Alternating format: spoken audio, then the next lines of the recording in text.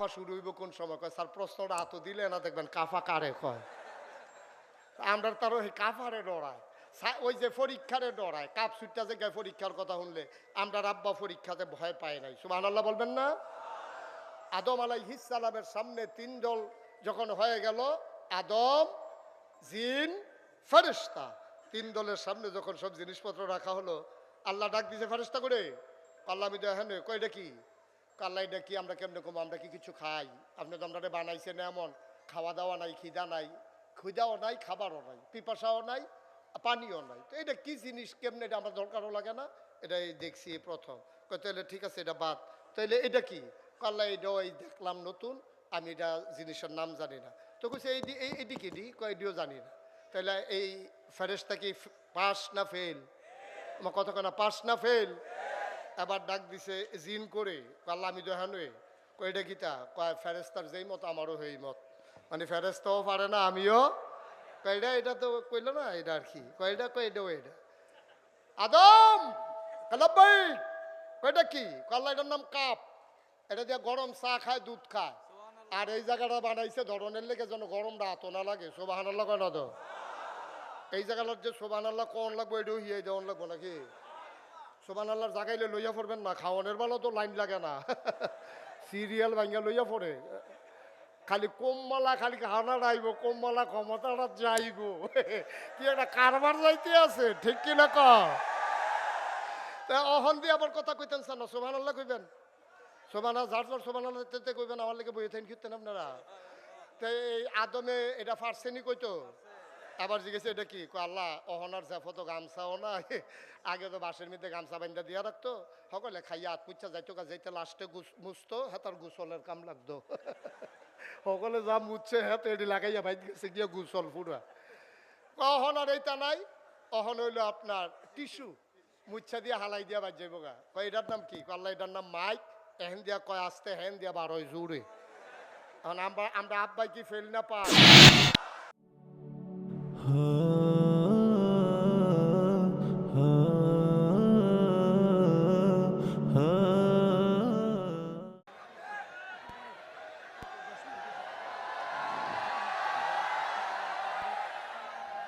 আসসালামু আলাইকুম ওয়া রাহমাতুল্লাহি ওয়া বারাকাতুহু।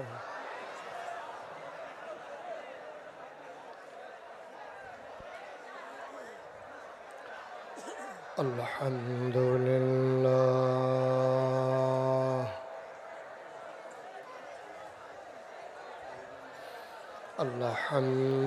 আলহামদুলিল্লাহ নাহমাদুহু ওয়া নাস্তাঈনুহু ওয়া নাস্তাগফিরুহু ওয়া নাউযু বিল্লাহ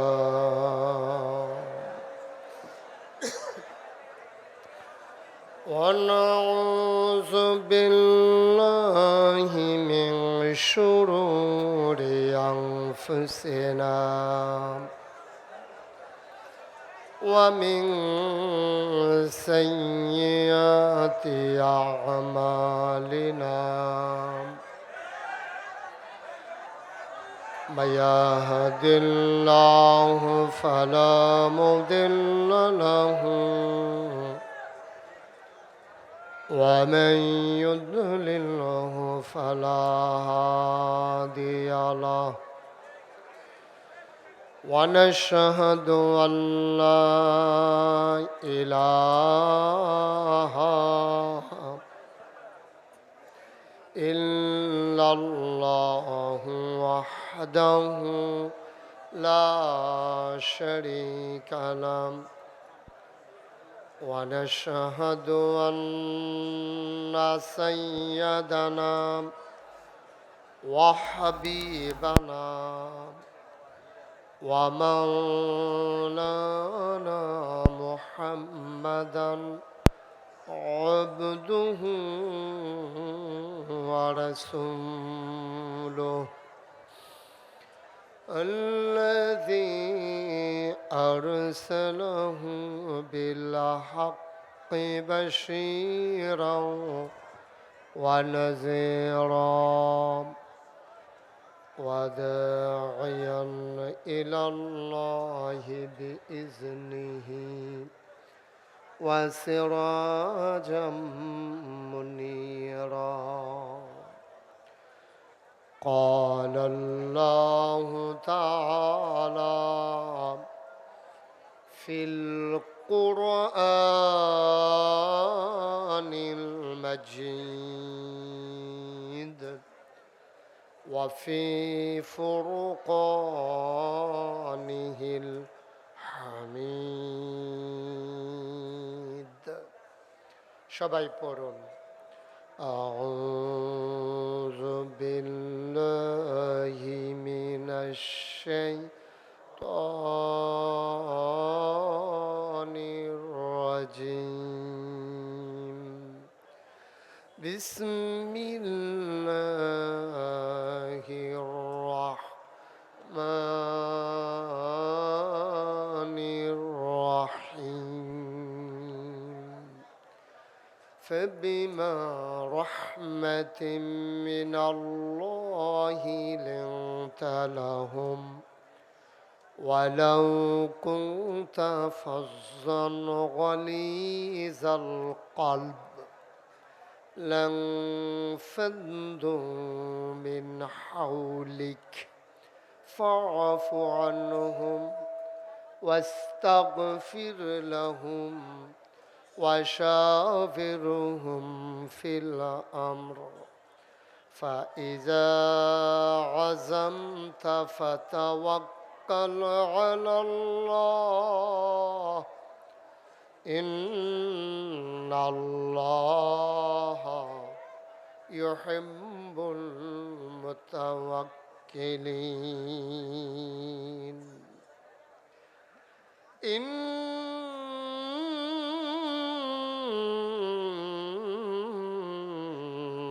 الله وملائكته يصلون على النبي يا أيها الذين آمنوا صلوا عليه وسلموا تسليما. اللهم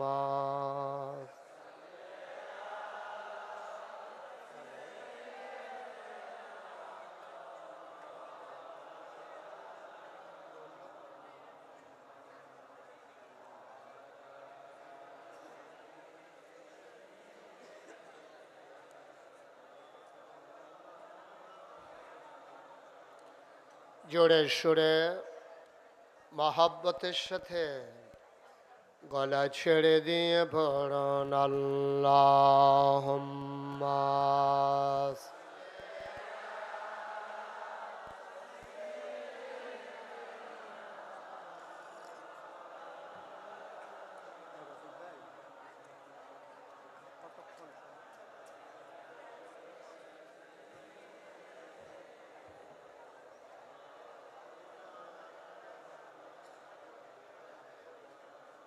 आशिक हुइया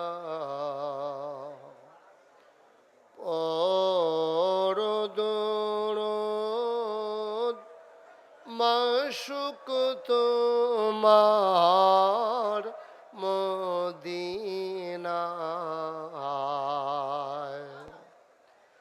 आशिक हुइया और মাশুক তোমার মদিনায়। আশিক যদি হইতে পারো, আশিক যদি হইতে পারো, যাইবা সোনার মদিনায়। আল্লাহ اللهم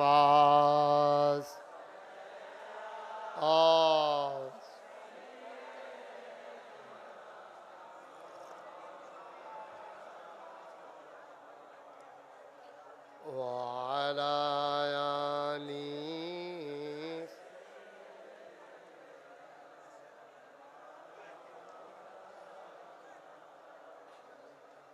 وعلى آل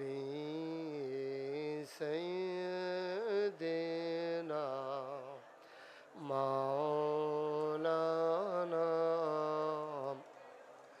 لا إله إلا الله لا إله إلا الله لا إله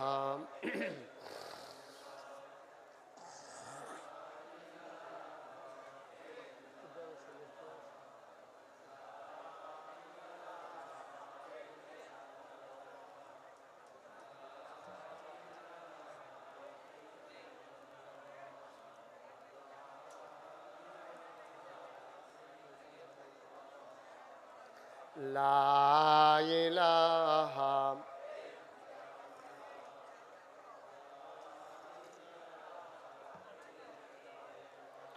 لا إله لا إله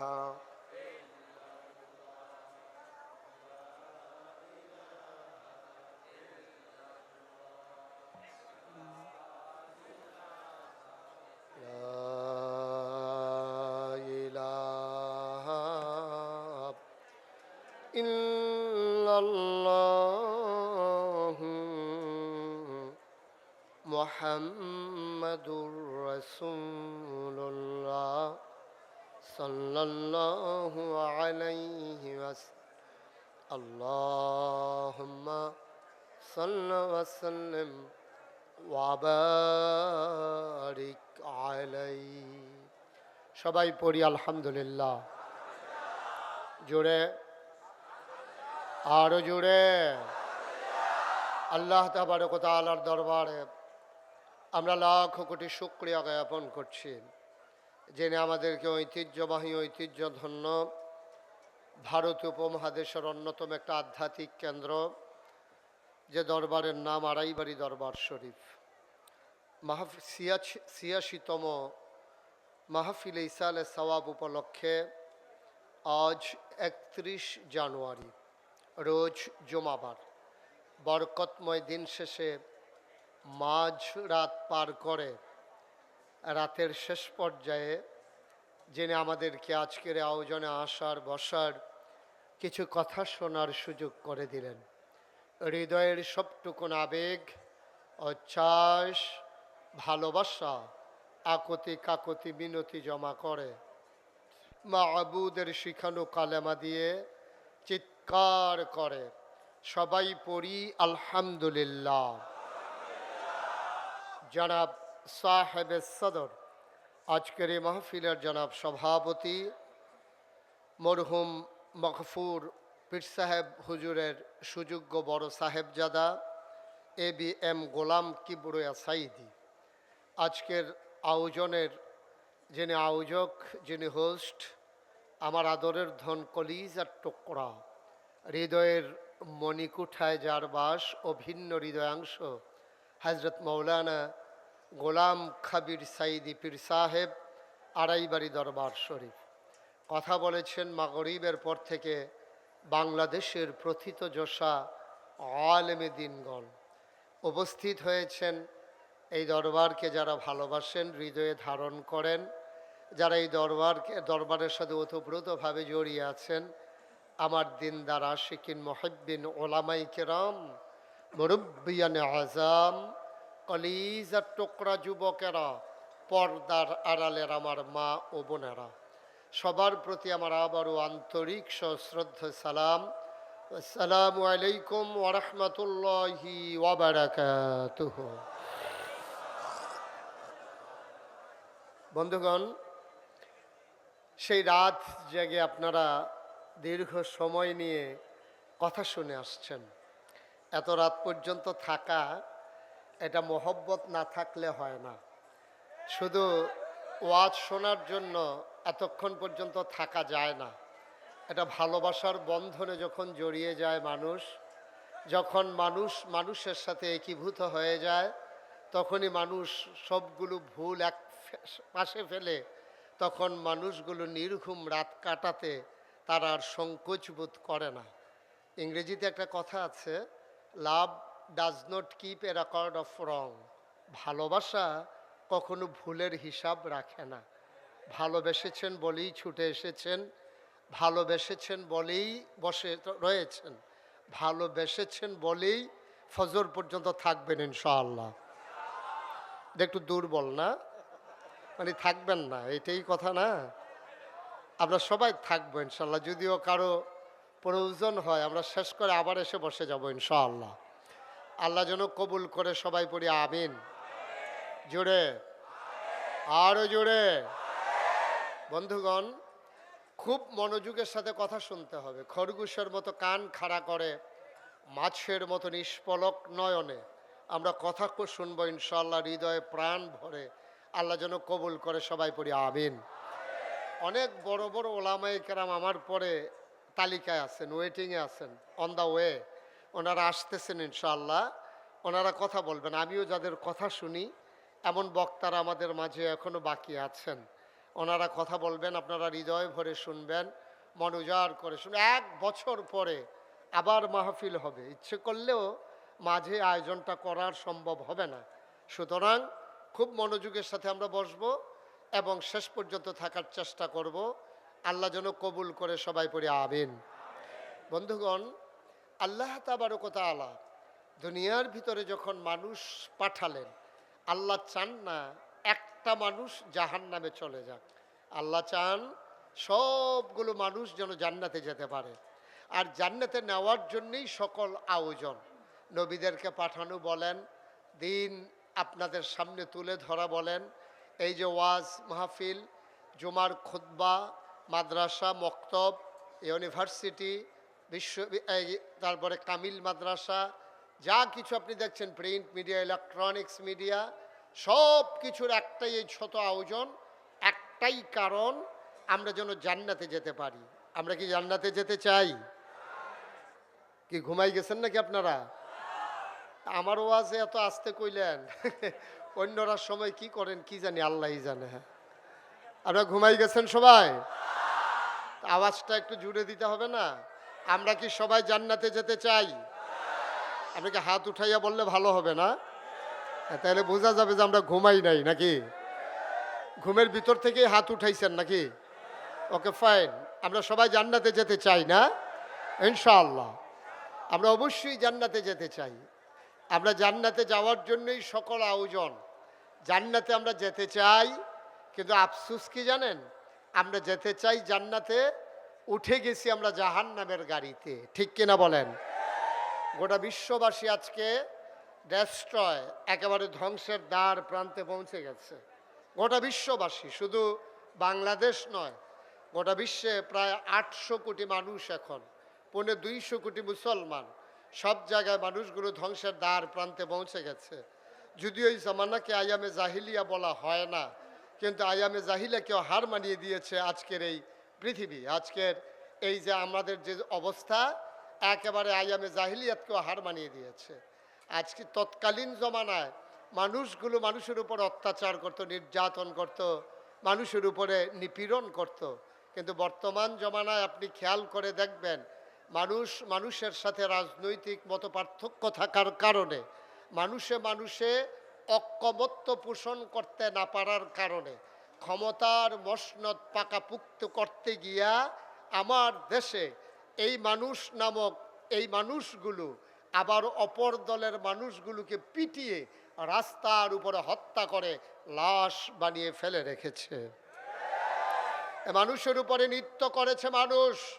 গোটা পৃথিবীর মানুষ অবাক বিস্ময়ে তাকিয়ে দেখেছে, মানুষ এত হিংস্র হতে পারে, মানুষ এত কুৎসিত হতে পারে, মানুষ এত নির্মম হতে পারে, মানুষ এত পাষণ্ড হতে পারে, এটা মানুষের জানা ছিল না। কিন্তু পৃথিবীর ইতিহাস এই বদলে দিয়ে বাংলাদেশে এই ঘটনা ঘটিয়েছে যা পৃথিবীর ইতিহাসকে কলঙ্কিত করেছে।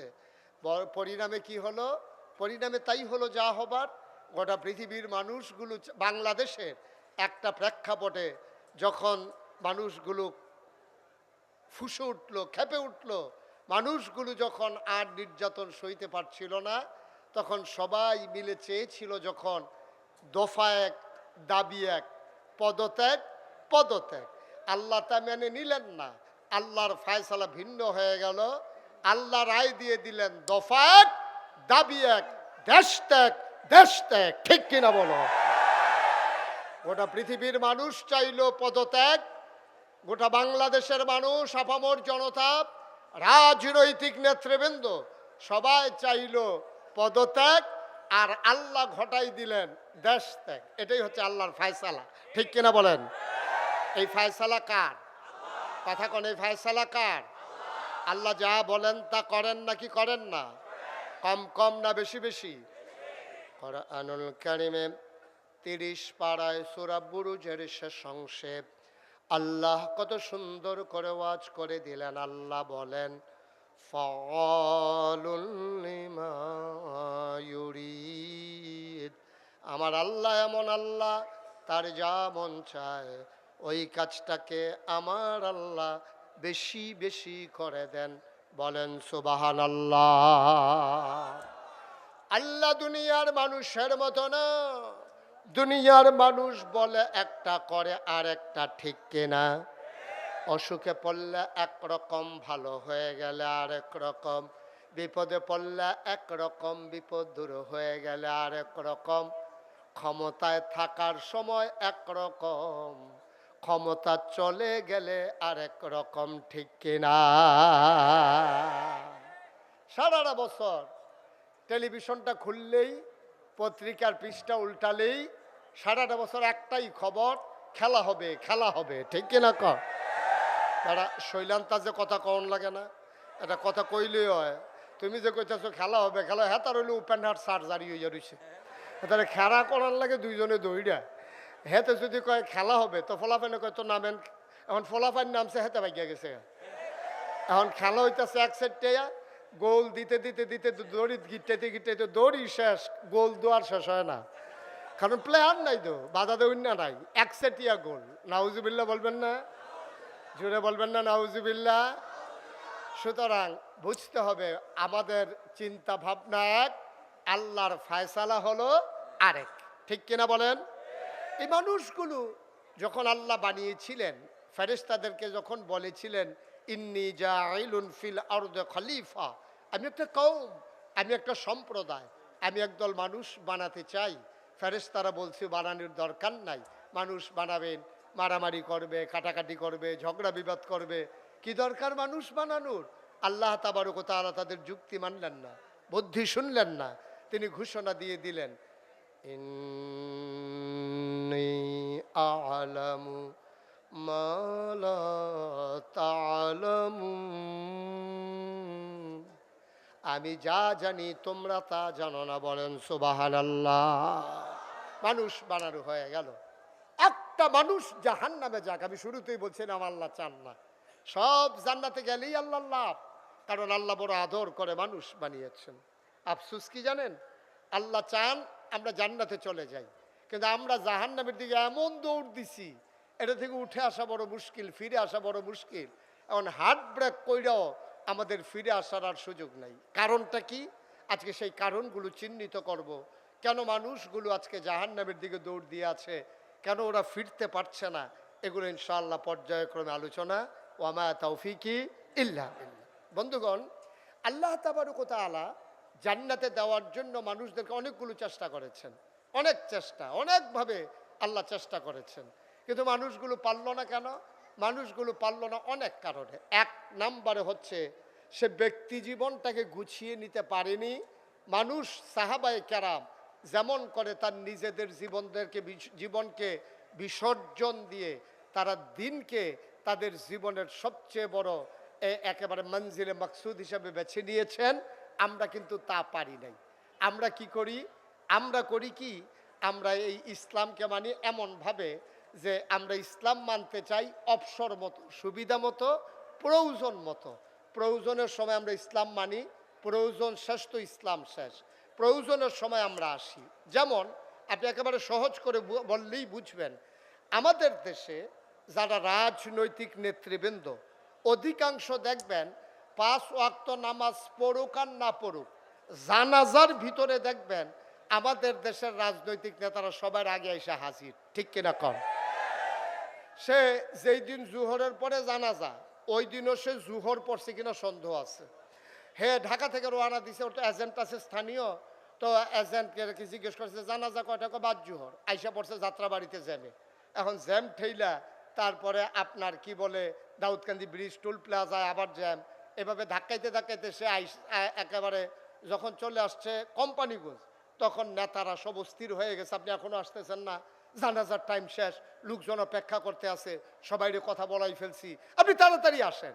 এখন সেই লোক এবার আপনি বলেন, ওই আপনার কাঁচপুরে যাত্রাবাড়িতে জ্যামে পড়ছে, টুল প্লাজায় জ্যামে পড়ছে, কোম্পানিগুলো আসার পরে তার অস্থির বানাই ফেলছে। এখন সে কোনো মতে দৌড়ে আইসা গাড়ি যখন ঢুকাইছে, তখন একেবারে জানাজা যায় যায় অবস্থা, শেষ অবস্থা, এমন সময় নেতারে মাইক দেওয়া হলো। এবার বলেন দেখি, যেই লোকটা জ্যামে পড়া একটু 10 মিনিট আগে আসতে পারলো না, সেই লোকটা নামাজ পড়ার জন্য 10 মিনিট নাইমা রাস্তায় নামাজ পড়ছে, এটা আপনাদের বিশ্বাস হয়? আমার কথা কেনা বিশ্বাস হয়? তো সে তো রওনা দিছিল ঢাকা থেকে, এখানে এসে জুহরের পরে জানাজা ধরবে, তো এতক্ষণের ভিতরে তার তো অজুও নাই, এখন অজুও নাই, নামাজও পড়ে নাই। যখন দেখছে যে জানাজা, সে বেড়াইতের মতো জানাজার ভিতরে দাঁড়াই গেছে। তো সে জীবনে যেই লোকটা 5 ওয়াক্ত নামাজ পড়ে না, সেই লোকেরই দিছে জানাজার ভিতরে। এখন জানাজায় যখন গিয়া দাঁড়াইছে, এখন ইমাম সাহেব যখন কইছে আল্লাহু আকবার, জানাজার নিয়ত বানছে পরে, এখন আমার নেতাও তো নিয়ত বানছে, তা আমার নেতা তো আর বারবার চোখ খুললে তো আর সাউন্ড যায় না, পড়লে ফুরুক না পড়লে নাই। এখন যখন দেখছে যে ইমাম সাহেবের 4 বার জানাজার ভিতরে আল্লাহু আকবার আছে, কয়বার? আমার কথা কয় না দেখি, কয়বার? এখন 4 বার আল্লাহু আকবার বলার কথা, আর 4 বারের ভিতরে প্রথমবার হাত আলগি দেবে, আর বাকি 3 বার ধরে রাখবে। আর হ্যাঁ মনে করছে দাঁড়াইয়া যখন আল্লাহু আকবার, রুকু তো যায় না, সাজদা তো যায় না, তো হাত বুধই প্রতিবারই আলগি দেওয়ান লাগবো। এখন হে ইচ্ছা মতো 4 বার হাত আলগি দিস, লগে দিয়া পড়ছে এমন এক বুড়া বেড়া, এবার মুহ কথা আটকায় না, আগে আটকাইতো, এখন চামড়া ডিল হয়ে গেছে। এখন এবার হুদু দিয়ে কথা বার হয়, হ্যাঁ বেড়া কইতাছে কিরে আপনি এত বড় ইয়ে হয়েছেন, আপনি জানাজা পারেন না, আপনি 2-4 বার হাত আলগি দিয়ে বইয়া রয়েছে।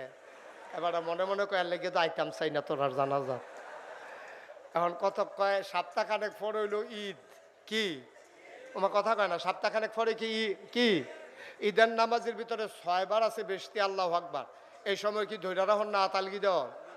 তো হেতে না একবার আলগি দিয়া বিপদে পড়ছে, হেতার তো এটা মনে রয়েছে। এতে এবার ঈদের নামাজের সময় যতই মাইসে হাত আলগি দেয়, তে আরো সিফা দিয়া ধরে। ঈদের নামাজ যখন শেষ হয়েছে, এবার ওই লগের বেড়া হেবাড়ায় আবার কপাল গাড়াবার কি, হেবাড়া কয় কি তো তুমি কি জীবনে ঈদের নামাজ পড়ছো না, তুমি এমনি সিফা দিয়া দৈরা বইয়া রয়েছি কি তা কয় কথাটাই কইয়ান না, জানাজা তাইয়া একবার আতালগি দিয়া যেই বিপদে পড়ছিলা, হ্যাঁ বলে বুঝছি। আচ্ছা এইরকম যদি হয় নেতা, তাহলে এই দেশের অবস্থা কি, এটা কি আর ওয়াজ করণ লাগে? তো হয়েছেও তো তাই, হয়েছেও তো তাই, যেমন নেতা যেমন দেশও তেমন। তো নেতার অবস্থা যদি এমন হয়, তাইলে কর্মীর অবস্থা কেমন? এটার জন্য ওয়াজের দরকার নাই তো। কপাল খারাপ আমাদেরকে যারা চালায়, আমাদেরকে যারা পরিচালিত করতে চায়, যারা নির্বাচন আওয়ানের 2 বছর আগের থেকে ওই গাছের মুড়ের ভিতরে গাছের ভিতরে উঠতে সে হাত লারে, শুভেচ্ছা। নির্বাচনের খবর না, তুই উঠটা বইয়ের ওষুধ খেতে তুই, হ্যাঁ ওইটাতে আতলারে শুভেচ্ছা দিতে আছে, হাত ধৈর্য উঠনের কথা। আরেকবার সীতাকাঙ্কাই ও মাগো কইয়াছিলেন দিয়ে বেহুশ, রাইতের বাজে 2:30 হাতে কেডা গাছ আতলারে তে ফেনামেনা চাইরা দিছে মুহের, পরে তারে পানি টানি ডাইলে হুশ কইরা জিগায় কি ভাই কি দেখলেন, আরে কেডা যেন হলো গাছ উঠটা আতলারে। শহীদারে কয়বেলা সবসময় আমরা এখনো থাকি, কোনো সময় আতলারে না, তোমার আতলার তো হয়েছে কত আইও না চাই গিয়া প্রস্তাবটা টিপ দিয়ে দেখতে নির্বাচন করবে আগের থেকে আতলারে। মুসলমান ব্যক্তি জীবনে তুমি ইসলাম মানতে পারো নাই, এই ব্যক্তি জীবনে তোমার ইসলাম মানতে না পারার কারণে তোমার জীবন ডেস্ট্রয় হয়ে গেছে, তুমি রওনা দিয়েছো জাহান্নামের দিকে, ঠিক কিনা বলেন? তোমার দৌড় হয়েছে জাহান্নামের দিকে, এখান থেকে ফিরে আসা এই বয়সে আর কঠিন। আমি কইছিলাম সূরা ফাতিহাটা ঠিক কইরা লন না, কই হুজুর ঠিক তো করতাম চাই, এই যে হাড়া এটা আর এই পর্যন্ত যায় না তো নিচ পর্যন্ত, আর এটারে চাইছি দাঁত মাত যে ফুড়ে গেছে গা, এইরকম সাইডো ফাইলটা দৌড়দৌড়ি করে ফুটা মতো উচ্চারণ হয় না। সুতরাং বুঝতে হবে একটা মানুষের অনেকগুলো জীবন, তার ব্যক্তি জীবন, তার পারিবারিক জীবন, তার সমাজ জীবন, তার রাজনৈতিক জীবন, তার অর্থনৈতিক জীবন, তার ইন্টারন্যাশনাল রিলেশন, সকল ক্ষেত্রে মানুষটা যখন দ্বীনের মাপকাঠিতে উত্তীর্ণ হয় তখনই মানুষটা পরিপূর্ণ পারফেক্ট প্র্যাকটিসিং মুসলিমে পরিণত হয়। ঠিক কিনা বলেন?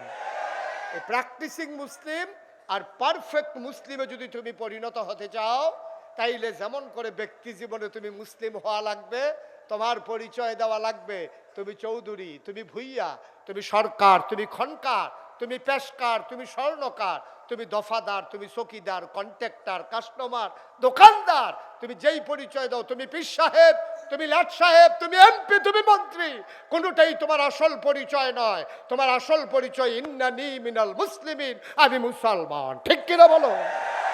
আর বাইরে কোনো মুসলমানের পরিচয় হতে পারে না। আগে আমার ইসলাম, তারপরে আমার সব পরিচয়। ঠিক কিনা বলেন? দুনিয়াতে পরিচয় দেওয়ার জন্য মুশতাক ফয়েজি পীর সাহেব বলা হয়, খাবির সাইদি পীর সাহেব বলা হয়, দুনিয়ায় যেন চিনতে সুবিধা হয়, কিন্তু কিয়ামতের ময়দানে এই নামে তোমাকে কখনো আল্লাহ ডাক দেবেন না। ভাগ্য খুলে যাবে সেদিন যদি তোমারে ডাক দেয় এই গোলাম, যদি বলে ডাক দেয়, তুমি বুঝবা তোমার ভাগ্য খুলে গেছে। আর যদি বলে গোলামের ঘরের গোলাম, তাইলে তুমি বুঝবা তোমার আব্বারও কপাল ভালো, তোমারও কপাল ভালো। ঠিক কিনা কয়? আর আল্লাহ তোমাকে গোলাম হিসেবে স্বীকার করেছেন। বন্ধুরা আমার, ভাইরা আমার, ব্যক্তি জীবন আজকে শেষ হয়ে গেছে। আমরা লোভ লালসায় পড়ে গেছি, আমরা নিজের চরিত্রকে হারিয়ে ফেলেছি, আমরা নিজের জীবনকে ধ্বংস করে দিয়েছি। আমাদের ভিতরে সততা আজকে বিদায় হয়ে গেছে। আমরা বাংলাদেশে ভয় পাই পুলিশকে, র্যাব, গোয়েন্দাকে, আমরা ভয় পাই দলীয় ক্যাডারকে। অথচ আল্লাহ কয় কোরআনুল কারীমে 21 পারায় সর্বশেষ সূরা, সূরা আহজাব, যেখানে 73টা আয়াত, 9টা রুকু, আল্লাহ কয় ইয়া আইয়ুহান নবী, হে নবী, ইত্তাকিল্লাহ, আপনি কাউকে ভয় পাবেন না, একমাত্র আল্লাহকে ভয় পাবেন। কিসের নেতা, কিসের খেতা, কিসের র্যাব, কিসের গোয়েন্দা, কিসের পুলিশ, কাউকে ভয় পাওয়ার কোনো সুযোগ নাই। ইত্তাকিল্লাহ, তুমি ভয় পাবা শুধুমাত্র, কেবলমাত্র, একমাত্র আমার আল্লাহকে। বলেন সুবহানাল্লাহ। ভয় পাবেন কারে? আল্লাহকে। সুবহানাল্লাহ বলবেন না? বলেন সুবহানাল্লাহ। একমাত্র ভয় পাবেন আল্লাহকে। নবীজি তাই করেছেন এবং ১৫০০ বছর আগে নবী তাই ঘটিয়ে দিয়েছেন। ১৫০০ বছর আগে যখন মানুষগুলো ছিল বর্বর, বেদঈন, যাযাবর, মূর্খ, অসভ্য, জাহেল, যখন মানুষগুলো সভ্যতা কারে কয় জানতো না, ভদ্রতা কারে কয় শিখে নাই, সেই সময় যখন নবীজি আসলেন, এসে দেখলেন আরে মানুষ মানুষকে খুন করে অবলীলায়, রাস্তার মোড়ে দাঁড়িয়ে দাঁড়িয়ে ডাকাতি করে। এই সন্তান বাপ মারা যাওয়ার পরে আগের তরফের সন্তান তার মাকে বিয়ে করে ফেলে, কন্যা সন্তান হলে জীবন্ত কবর দেয়। আজব কারবার। এই মানুষগুলোকে কেমন করে সোনার মানুষ বানানো যায়? নবীজি প্রচেষ্টা চালালেন, তিনি চোখের পানি ছেড়ে দিয়ে কাঁদলেন, আল্লাহর কাছে সাহায্য চাইলেন। আল্লাহর কাছে সাহায্য চাইলে আল্লাহ দেয় নাকি দেয় না? আল্লাহ তাবারক ওয়া তাআলা সুন্দর করে কোরআনুল কারীমে ঘোষণা করে দিলেন, ওয়াল্লাযীনা জাহাদু ফীনা লানাহদিয়ান্নাহুম সুবুলানা ইন্নাল্লাহা লামাআল মুহসিনিন। আল্লাহর পথে যারা চলতে চায়, যারা চেষ্টা করে, আল্লাহকে পাওয়ার যত রাস্তা আছে সবগুলা রাস্তা সহজ করে দেন। ঠিক কিনা দেন? কিন্তু মনে রাখতে হবে আল্লাহ কিন্তু এমনি এমনি সহজ করে দেন না। আল্লাহ তাবারক ওয়া তাআলা পরীক্ষা নিয়া তারপর আপনার জন্য সহজ করে দেন। এই যে আমাদের আদম, আমাদের আব্বা আদম আমাদের কি হয়? কইতে পারে না কি আব্বা, আদম আমাদের কি হয়? আব্বা। আব্বারে আব্বা কইতে শরম করে না, আজাগাত কুজাগাত গিয়া ফারোওয়ালা দুপুর হইয়া লইয়া পড়ে মাজারু গিয়া অসুব্যের দল আসেনি রে কালবা। তারপরে আব্বাটা আপনার শরম কি? শরীরটা লাড়া দিয়া, গলাটা ঝাড়া দিয়া, মুখটা গুল কইরা, যে দূর শক্তি আছে সবটা লাগাইয়া আদম আমরার কি হয়? মানে এই আওয়াজ লাস্টারটা এটা নাকি? আদম আমরার কি হয়? কোনো শরম আছে নাকি? আব্বার আব্বা ডাকবা শরম কি? রাজাঘাত কুজাঘাত কি আব্বাটা হোক ইত্যা আজাঘাত কুজাঘাত কি আব্বার? হ্যাঁ আপনার যেমনি আব্বা 17 বছর লাগাইয়া মুখস্থ করাইছে আব্বা 17টা বছর লাগাই আব্বারে মুখস্থ করাইছে। বাংলার মুসলমান মনে রাখবা, তুমি যখন পরিচয় দিয়েছো ইন্নানি মিনাল মুসলিমিন, আমি হচ্ছি মুসলমান, আমার এইটাই আসল পরিচয়। মুসলমান যখন পরিচয় দিয়েছো, ওই যার ইচ্ছা তার আব্বা ডাকা যাবে না। মুসলমানের জাতির পিতা ইব্রাহিম, বাংলার মুসলমান ইব্রাহিম ছাড়ার কাউকে জাতির পিতা মানে না। ঠিক কিনা বলো?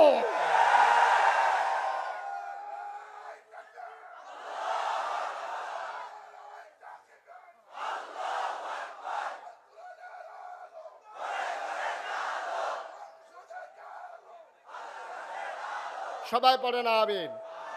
আমাদের জাতির পিতাকে আর আমাদের আদি পিতা আদম। সুবহানাল্লাহ বলবেন না?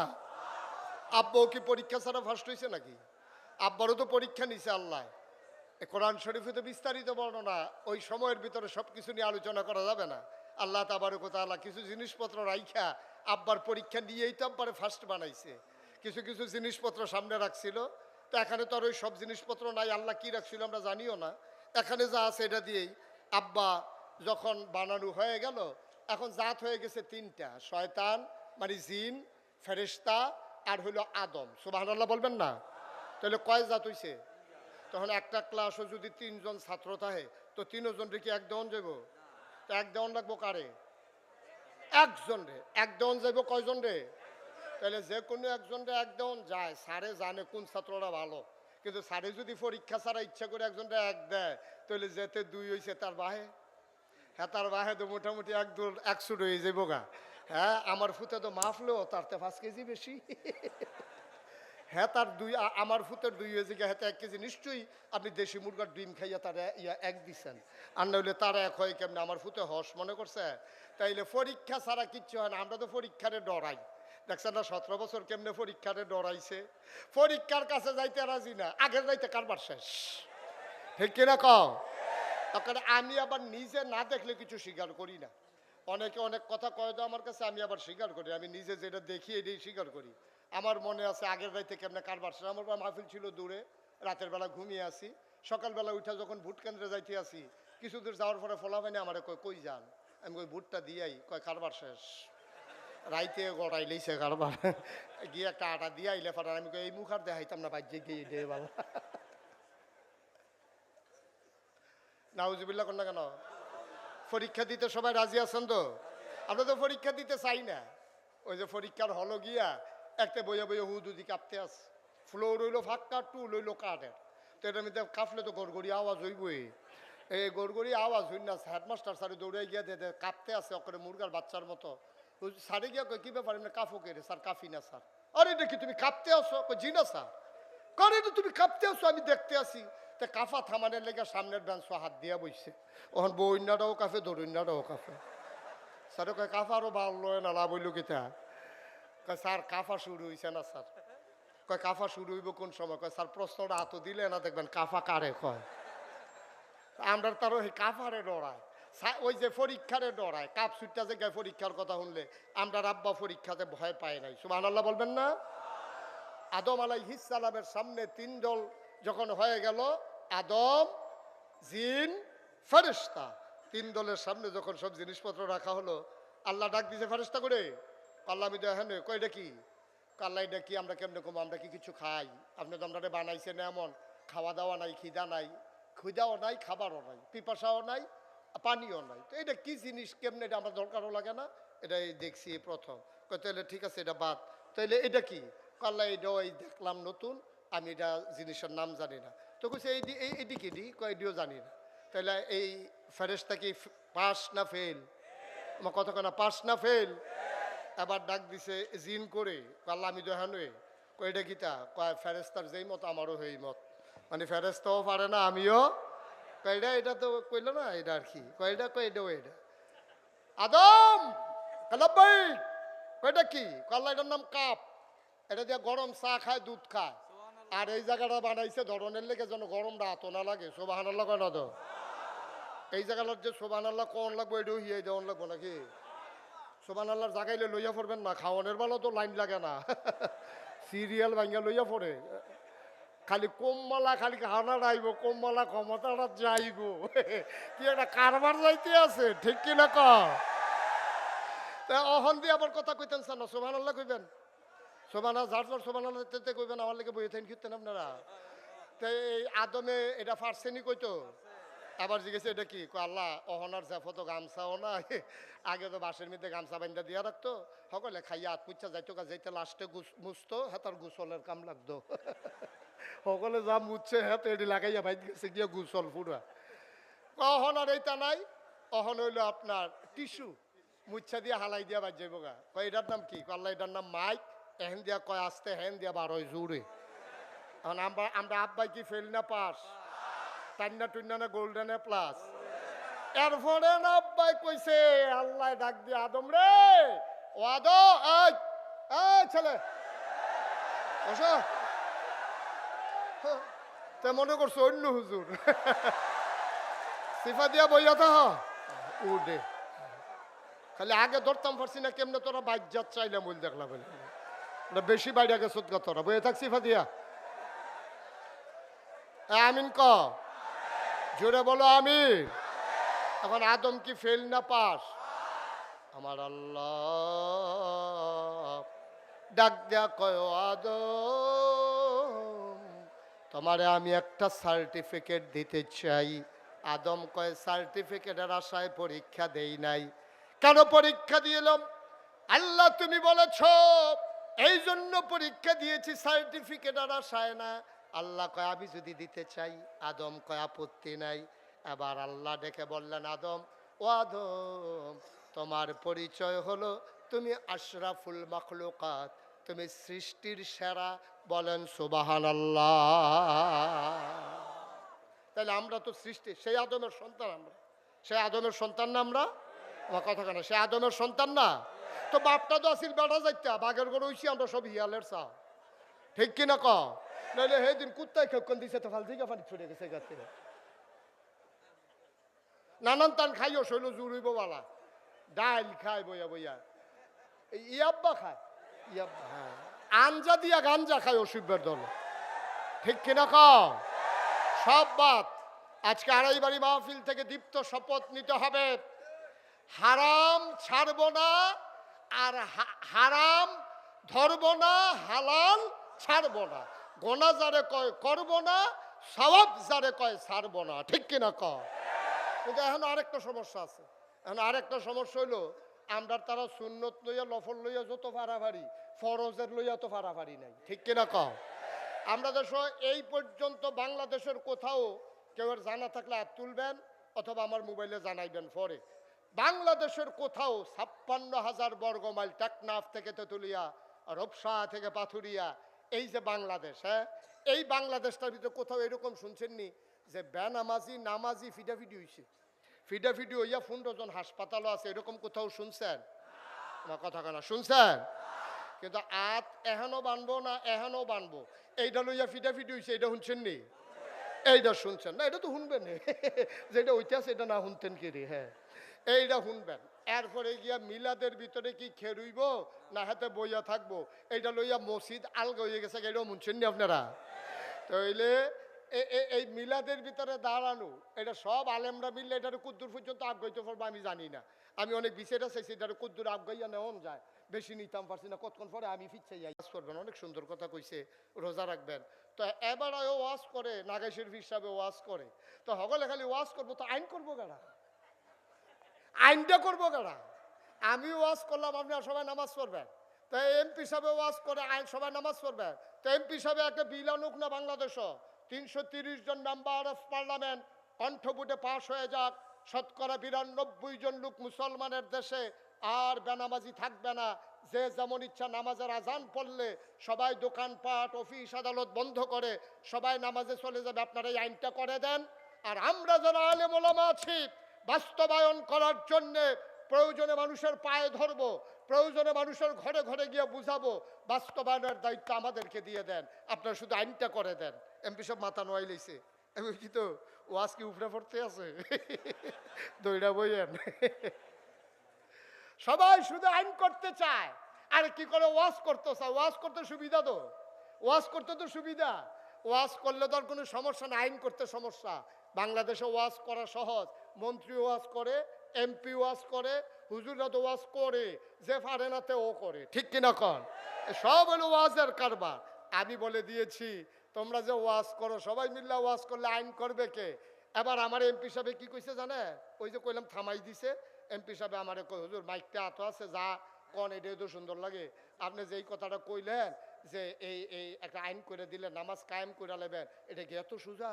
বাংলাদেশের থানা মনে করেন কসবা থানা, পুলিশ আছে কয়জন? 60 জন। আচ্ছা ধরেন 5 জন বাড়াই ধরেন, 65 ধরেন। তাহলে বাংলাদেশ এই কসবা উপজেলায় গ্রাম আছে কয়টা? 192টা।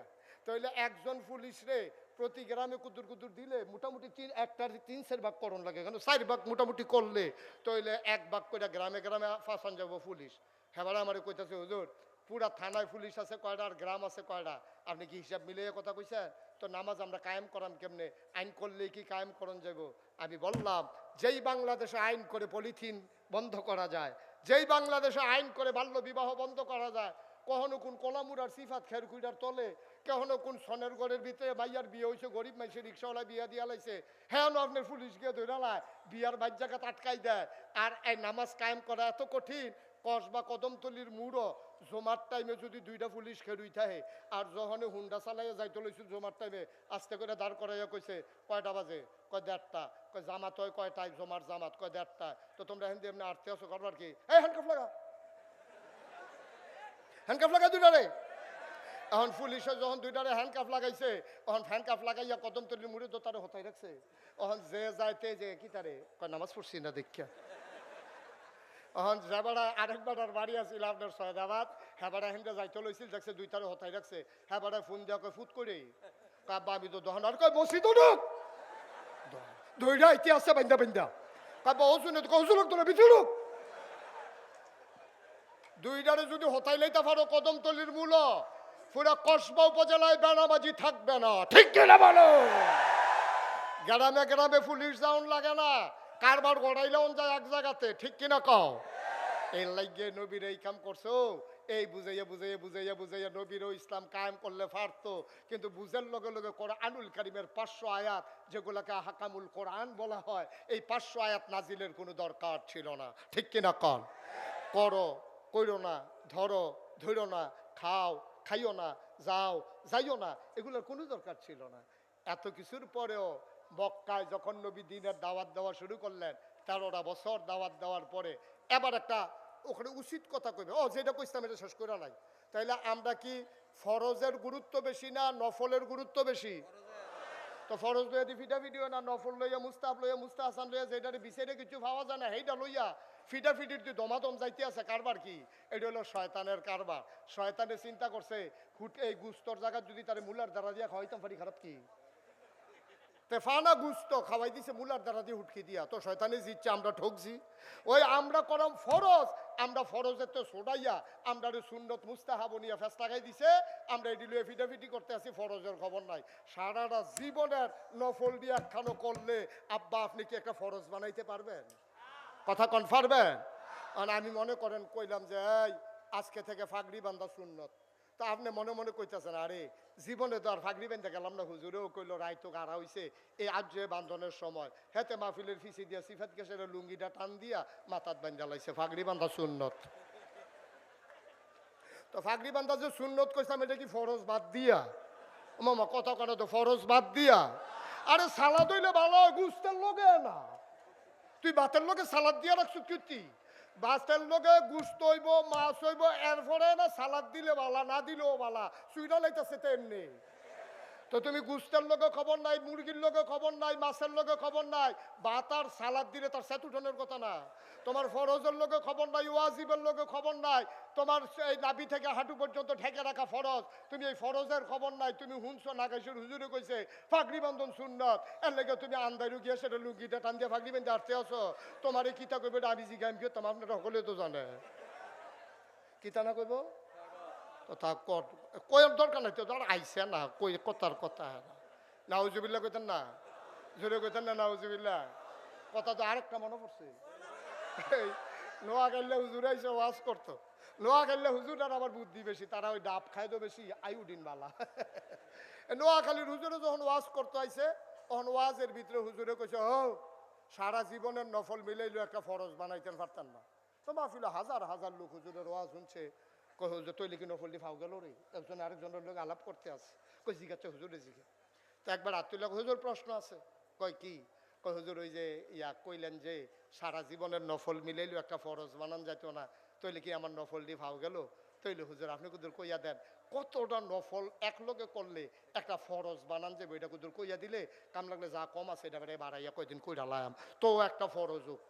হুজুরে কয় এত বছর ওয়াজ করি 40 বছর হয়েছে, কিতাব পড়লাম কত, কয়টা নফল মিলাইলে একটা ফরজ, এইটা তো কোনখানে পাইছি না, এটা কিতা করো। হুজুরে বুঝছে যে এমনি হইতো না, এটা মুগুইটা জবাব দেওয়ান লাগবে। হুজুরে ধুম ধরে বিচারতেছে কি জবাবটা দিলে ভালো হয়। হুজুরে জিজ্ঞেসে কি টানা জিজ্ঞেসলেন, কয় হুজুর জিজ্ঞেসলাম কয়টা নফল মিলাইলে একটা ফরজ, এটা জিজ্ঞেসলাম। হুজুরে মুচকি হাসি দিয়া কয় যতটা সুপারি গাছ মিলাইলে একটা নারিকেল গাছ হয়। 1 কোটি সুপারি গাছ মিলাইলে একটা নারিকেল গাছ যেমন বানানো যাবে না, আব্বা সারা জীবনের নফল মিলাইলেও একটা ফরজ সেজদার সমান বানানো যাবে না, যাবে না, যাবে না, ঠিক কিনা? এই জন্য মাথার টুপি মাথায় রাখতে হবে যদি এটার দাম 10 টাকাও হয়, পায়ের জোতা পায়ে রাখতে হবে যদি এটার দাম 10,000 হয়। ও মুসলমান, জোতা দামি বলে পায়ে দেওয়া যাবে না, মাথায় দেওয়া যাবে না, টুপি কম দামি বলে টুপি দিয়ে জোতা মুছা যাবে না।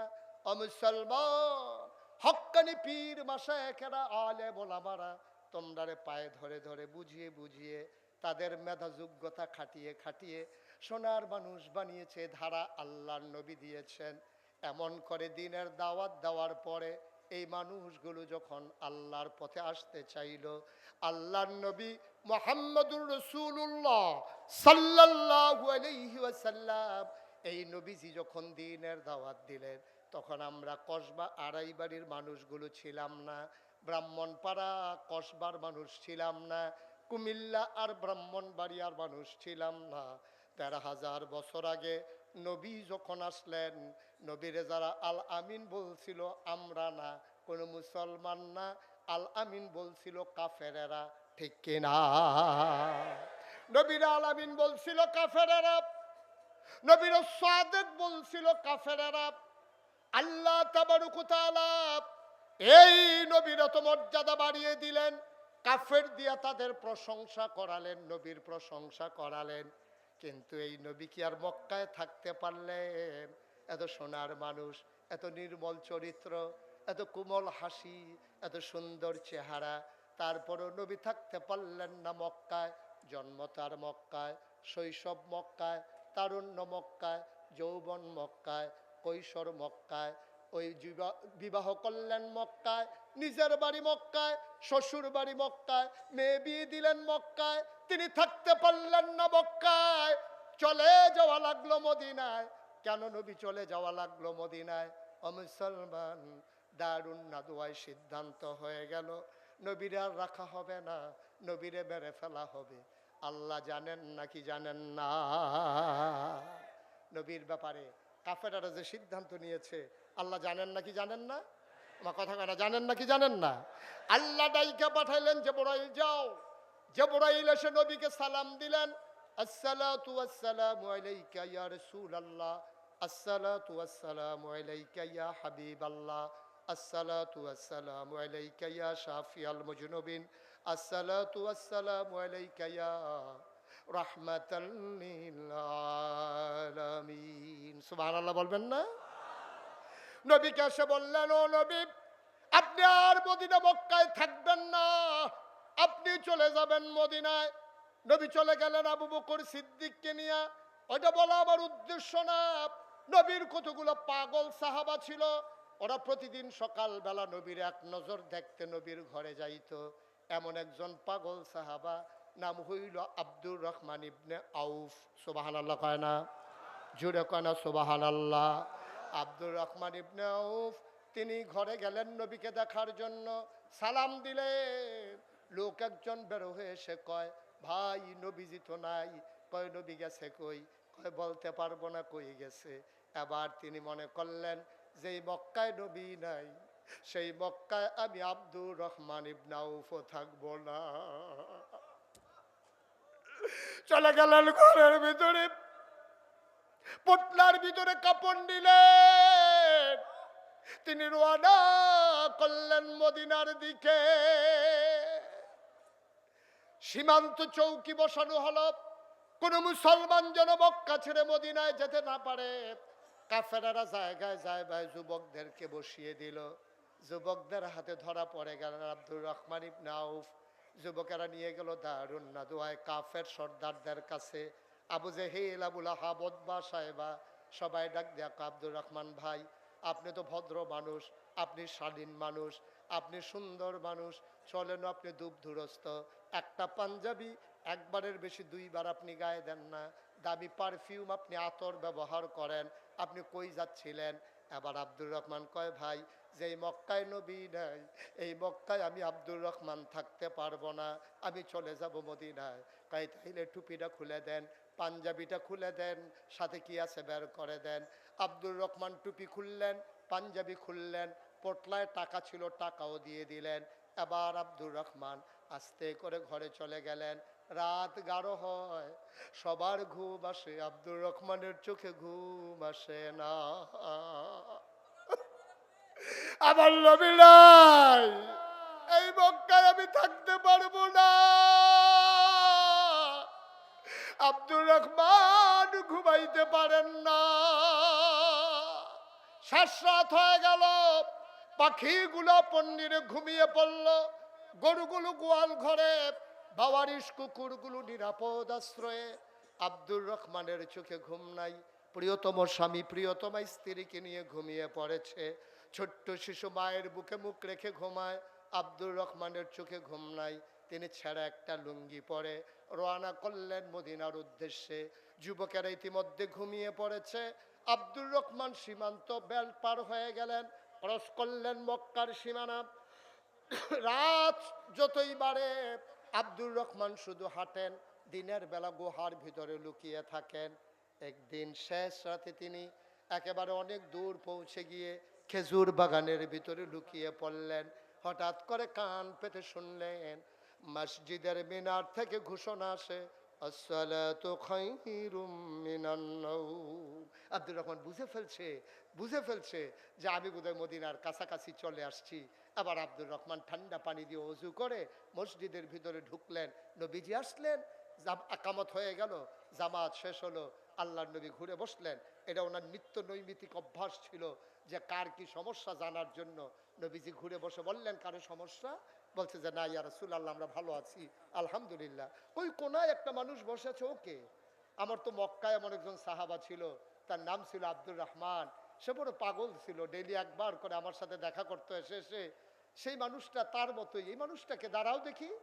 এখন আব্দুর রহমান আস্তে করে দাঁড়াইলেন, ডাক দেয়া কয়, নবী গো, এই মানুষটা আব্দুর রহমানের মতো না, এইটাই আপনার আব্দুর রহমান। এটাই আপনার আব্দুর রহমান। ও আব্দুর রহমান, তুই একটা পাঞ্জাবি একবারের বেশি দুইবার গায়ে দেশ নাই, তোর গায়ে আজকে পাঞ্জাবি নাই, বুকের পাজর গুলো গোনা যায়, পেট পিঠ একসাথে লেগে আছে, চোখগুলো গড়তে চলে গেছে, গালের হাড্ডি বের হয়ে গেছে, তোর দাড়িগুলো উস্কো খুস্কো, চুলগুলো তোর এলোমেলো ধোলা মাখা। ও আব্দুর রহমান, এই অবস্থা তোর কে করলো? আমার বুকে আব্দুর রহমান। আল্লাহর নবী হাত ছড়িয়ে দাঁড়ালেন, আব্দুর রহমান ইবনে আউফ লাফ দিয়া নবীর বুকের মাঝে পড়ে গেলেন, নাক দিয়ে ঘষে ঘষে জান্নাতি গন্ধ নেয়। কবে ধরে নবী দেখি না, নবীর গায়ের জান্নাতি গন্ধ কবে থেকে পাই না, কবে থেকে আমার নবীরে দেখি না। আমার নবী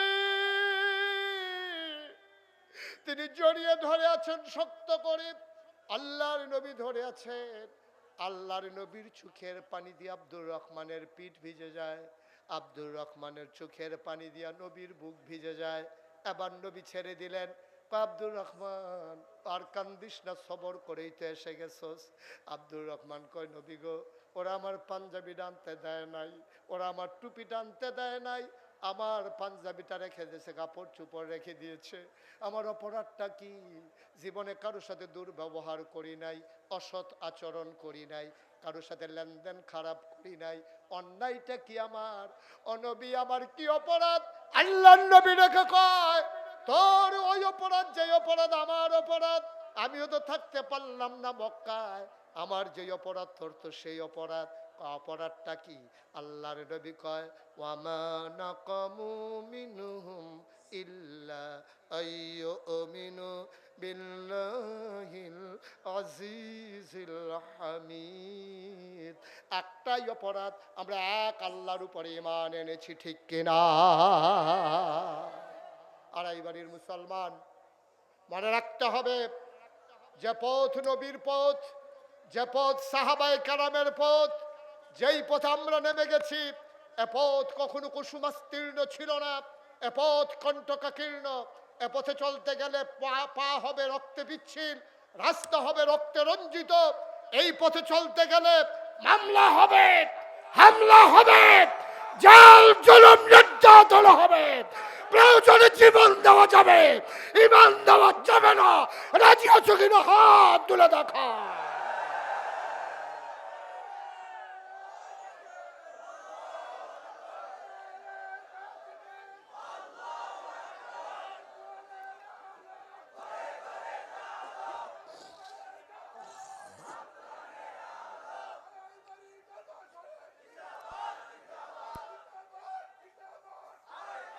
সবাই পড়ে আমিন। সুতরাং এ পথ এমনই পথ, এ পথে আমরা অটল অবিচল দাঁড়িয়ে থেকে জান্নাতের দোরগোড়ায় পৌঁছে যাব হাঁটি হাঁটি পা পা করে। আর হুর গ্যালমানেরা আমাদেরকে ডেকে ডেকে বলবে আহলান সাহলান মারহাবা, মোস্ট ওয়েলকাম, আমাদের ভুবনে আপনাদেরকে স্বাগতম। সেই প্রত্যাশায় আবারও দেখা হবে কোনো এক মাহফিলে, দেখা হবে কোনো এক ময়দানে। সবার জন্য দোয়া করি, সবার কাছে দোয়া চাই। আসসালামু আলাইকুম ওয়া রাহমাতুল্লাহি ওয়া বারাকাতুহু।